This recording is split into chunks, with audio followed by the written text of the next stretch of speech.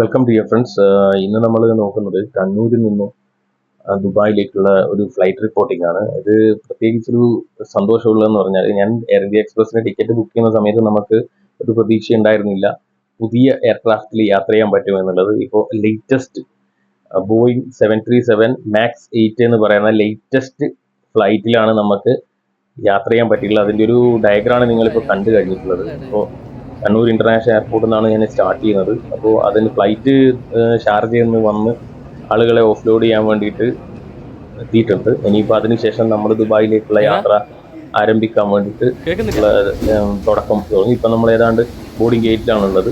Boarding തുടങ്ങി. അപ്പോൾ flight കാണുന്നുണ്ടാവില്ല, നല്ല ഭംഗിയുള്ള, ഇപ്പം പഴയ ഇന്റീരിയർ ഒന്നല്ല, പൊളി ഇന്റീരിയറാണ്. പൊളി എന്ന് പറഞ്ഞാൽ പ്ലാസ്റ്റിക് അങ്ങനെ പറയണം, അടിപൊളി ഇന്റീരിയറാണ്. അപ്പോൾ കംപ്ലീറ്റ്ലി എൻറ്റയർലി ചേഞ്ച്ഡ് ആണ്. പിന്നെ ഒന്ന് രണ്ട് ചെറിയ പ്രശ്നങ്ങളുണ്ട്. അതായത് ഫുഡ് ഒഴിവാക്കി, അതേപോലെ തന്നെ നമ്മൾ ഈ ഒരു ചാർജിങ് പോർട്ടൊക്കെ ഉണ്ട്, പക്ഷേ ചാർജിങ് പോർട്ടൊന്നും വർക്ക് ചെയ്യുന്നില്ല.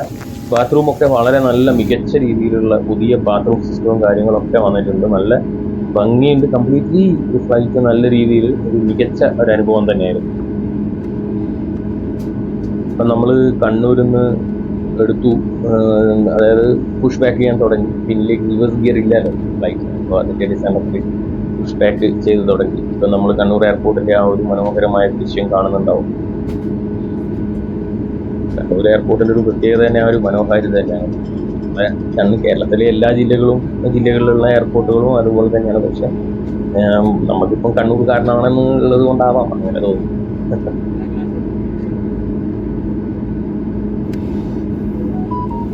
ഊട്ടിപ്പോയ ഗോ ഫസ്റ്റിൻ്റെ ഏതാണ്ട് 5ഓളം വിമാനങ്ങൾ സ്റ്റിൽ അവിടെ തന്നെ കിടക്കുന്നുണ്ട്. അതേപോലെ തന്നെ ഇപ്പോൾ ഇൻഡിഗോയും കൂടി ഇവിടെ വർക്ക് അത്യാവശ്യം രീതിയിൽ വർക്ക് ചെയ്യുന്നുണ്ട്. ഇൻഡിഗോയും കൂടി ദുബായ് കണ്ണൂർ സെക്ടറിൽ വരണം എന്നാണ് എൻ്റെ ഒരു അഭിപ്രായം. കാരണം വെച്ചാൽ കുറച്ചും കൂടി ആളുകൾക്ക് ഉപകാരപ്പെടും.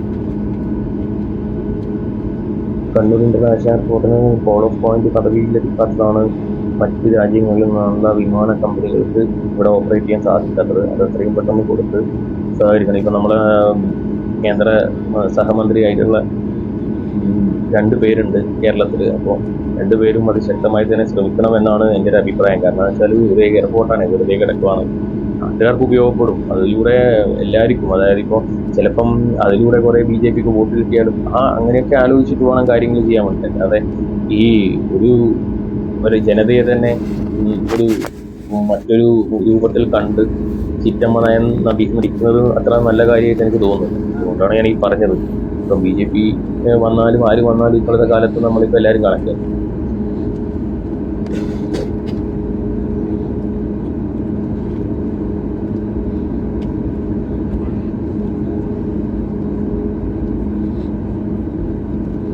Cabin crew take off stations.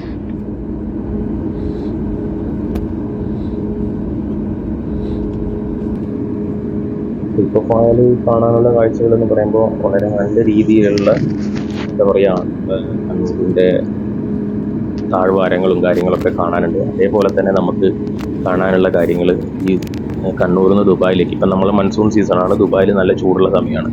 അപ്പോൾ ആ സമയത്തുള്ള ഈ ഒരു ഈ ഒരു കാലാവസ്ഥയുടെ ഡിഫറൻസ്, അത് നമ്മളെ ഈ ആകാശത്തിലും നമ്മളെ ക്ലൈമറ്റിലും ഉണ്ടാക്കുന്ന മാറ്റങ്ങളൊക്കെ ഒന്ന് കാണാനുണ്ട്. അപ്പോൾ വീഡിയോ കംപ്ലീറ്റ് ആയിട്ട് കാണുക. അപ്പോൾ അതിൻ്റേതായ ഭംഗി കുറേ ഉണ്ടാവും. അപ്പോൾ ഇവിടെ ഇപ്പോൾ ഈ സംസാരം ഞാൻ നിർത്തുകയാണ്. കുറച്ച് ദൂരം നിങ്ങൾ യാത്ര ചെയ്യുന്നതിൻ്റെ ഇടയിൽ സംസാരിക്കും.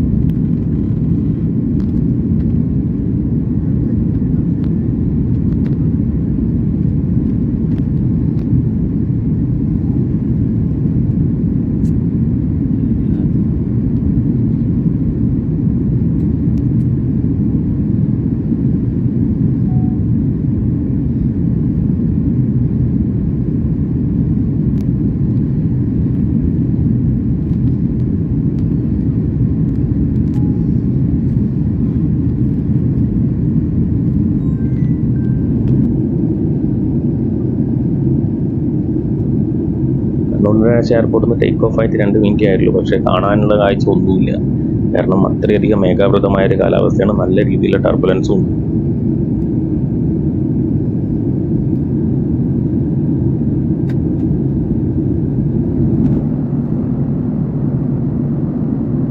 പോകെ പോകെ നല്ല രീതിയിലുള്ള മാറ്റങ്ങൾ നമ്മുടെ ഈ ഒരു കാലാവസ്ഥയിൽ കണ്ടു തുടങ്ങി. ഇപ്പം ടർബുലൻസിലൊക്കെ ഒഴിവായി നല്ല കാഴ്ചകളാണ് മുകളിൽ നിന്നുള്ള കാഴ്ചകൾ. നമ്മളേതാണ്ട് മിഡിൽ ഈസ്റ്റിനോട് അടുത്തു. അതുകൊണ്ട് തന്നെ ചൂടാണല്ലോ. അപ്പോൾ അതിൻ്റെ ഒരു വ്യത്യാസം കണ്ടു തുടങ്ങി. നമ്മൾ ഇപ്പം മിഡിൽ ഈസ്റ്റിലേക്ക് കയറിയിട്ടുണ്ട്. ഒരു ബോർഡർ കയറുന്ന ഒരു വീഡിയോ.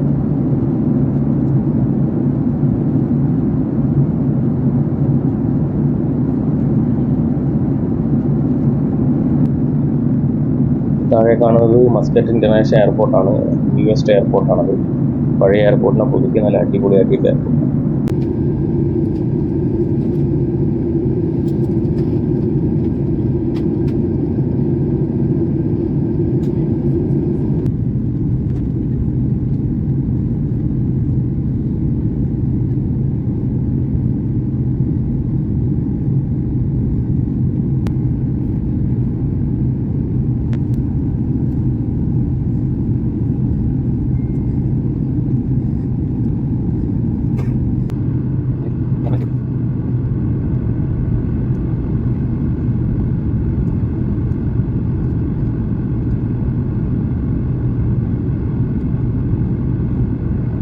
മിഡിൽ ഈസ്റ്റ് കയറിയാൽ തന്നെ ഉണ്ടാകുന്ന ഒരു കാഴ്ചപ്പാടെന്ന് വെച്ച് കഴിഞ്ഞാൽ മറ്റൊന്നുമല്ല, നല്ല ഹ്യൂമിഡിറ്റി ഫീൽ ചെയ്യുന്ന ആ ഒരു കാലാവസ്ഥയിൽ നമ്മൾ വിചാരിക്കും അത് പൊടിയാണെന്ന്. പൊടിയല്ല, ഹ്യൂമിഡിറ്റിയാണ്. ഹ്യൂമിഡിറ്റി കൊണ്ടാണ് ഇങ്ങനെ കാഴ്ച മങ്ങുന്നത്, ആ ഒരു വിസിബിലിറ്റി കുറയുന്നത്.